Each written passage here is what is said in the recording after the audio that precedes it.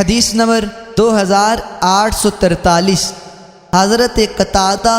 حضرت ابو نصرہ سے روایت کرتے ہیں، وہ فرماتے ہیں حضرت ابن عباس رضی اللہ تعالی عنہما تمتع کا حکم دیتے تھے، جبکہ حضرت عبداللہ بن زبیر رضی اللہ تعالی عنہما اس سے روکتے تھے۔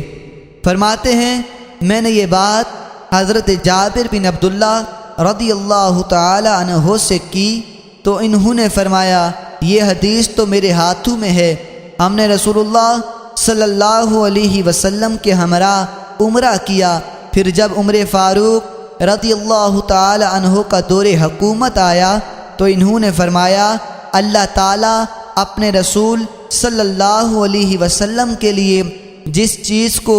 جیسے چاہتا ہے حلال فرماتا ہے، اور قرآن مجید اپنے مقام پر نازل ہوا، بس حج اور عمرہ پورا کرو جس طرح اللہ تعالیٰ نے تمہیں حکم دیا، اور ان عورتوں سے نکاح کرو۔ تو تمہارے پاس جو ایسا شخص لایا گیا جس نے ایک خاص مدت کے لیے نکاح کیا، متعہ کیا، میں اسے سنگسار کروں گا۔